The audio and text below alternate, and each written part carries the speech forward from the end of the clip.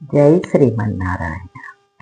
ఒక చెట్టుకి తీగ అల్లుకుంటే ఎంతో అందంగా ఉంటుంది.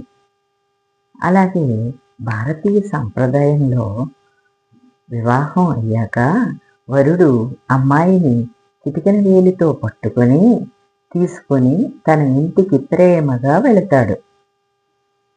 జ్యోతిష్యంలో వరునికి అనుకూలమైన నక్షత్రాలను, అమ్మాయిల నక్షత్రాలను వివరిస్తుంది. దీనిని గుణమేళన చక్రం అంటారు.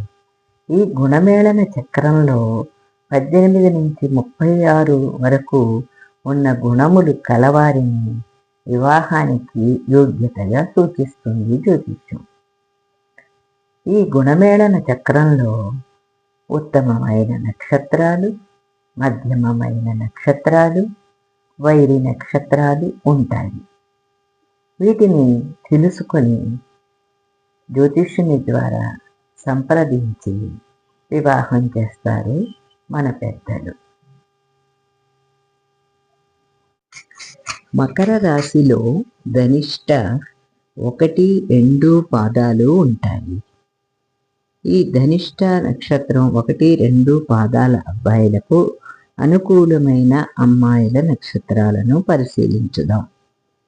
అశ్విని 20 పాయింట్స్, కృత్తిక 1వ పాదం 25 పాయింట్స్, కృత్తిక 2, 3, 4 పాదాలకు 23 పాయింట్స్, రోహిణి 20 పాయింట్స్, పునర్వసు 1, 2, 3 పాదాలు 18 పాయింట్స్, స్వాతి 28 పాయింట్స్, విశాఖ 1, 2, 3 పాదాలు 31 పాయింట్స్, విశాఖ 4వ పాదం 26 పాయింట్స్, జ్యేష్ఠ 26 పాయింట్స్, మూల 20 పాయింట్స్, ఉత్తరాషాఢ 2, 3, 4 పాదాలు 25 పాయింట్స్, శ్రవణం 1.5 పాదం వరకు 29 పాయింట్స్, శ్రవణం 1.5 నుండి 4వ పాదం వరకు 30 పాయింట్స్, ధనిష్ట 1, 2 పాదాలకు 28 పాయింట్స్, ధనిష్ట 3, 4 పాదాలకు 18 పాయింట్స్. ధనిష్ట నక్షత్రంలో 1 పాదం జన్మించిన వారు మిగిలిన 3 పాదాలు స్వీకరించవచ్చు. 2వ పాదంలో జన్మించిన వారు మిగిలిన 3 పాదాలు స్వీకరించవచ్చు. శతభిషం 24 పాయింట్స్, పూర్వభద్ర 1, 2, 3 పాదాలు 20 పాయింట్స్, పూర్వభద్ర 4వ పాదం 25 పాయింట్స్, రేవతి 22 పాయింట్స్.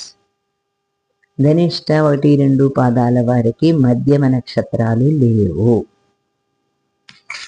ధనిష్ట నక్షత్రం వారికి మృగశిర, చిత్త, వైరి నక్షత్రాలు. అందుచేత ఆ నక్షత్రాల వారిని వివాహం చేసుకొనుట నిషేధము. సర్వే జనా సుఖినో భవంతు.